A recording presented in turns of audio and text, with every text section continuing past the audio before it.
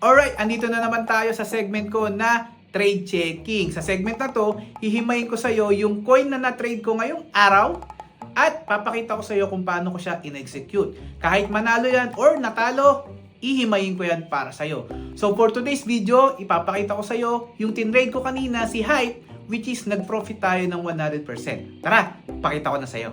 Si Hype, ito yung kaninang naging result ng ating trade. Nakita nyo naman, meron tayong nakuhang 100% at ihimay natin siya sa iyo ngayon din.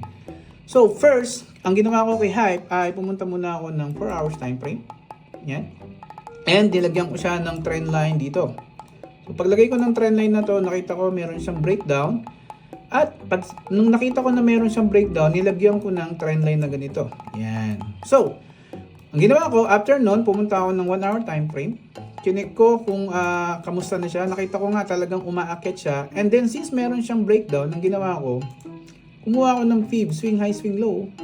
Kinuha ko yung 0.382. And nakita ko na, ayun, parang nagko-correct nga yan doon. Ang ginawa ko is, bumaba ako ng 15 minutes time frame. And then, tinignan ko yung trend line. So actually, nakita ko tong setup na to nung umaga pa, around 7 AM or 7:40 kasi 7 AM ako nag-chart.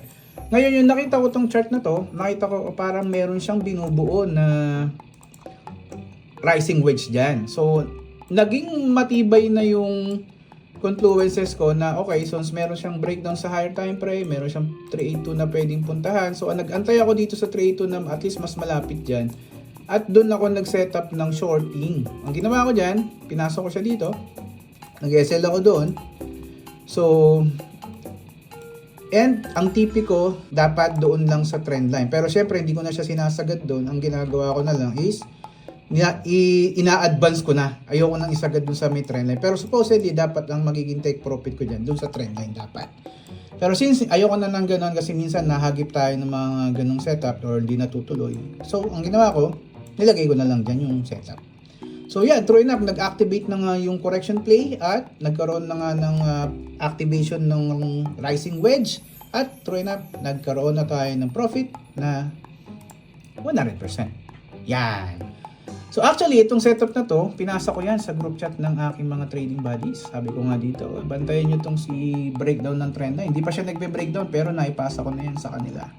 And true enough, napasok na natin. So binantayan natin at nakapasok tayo.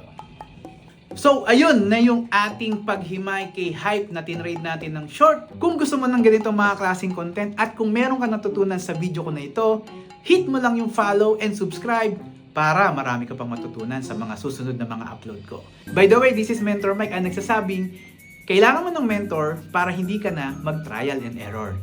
See you on the next video.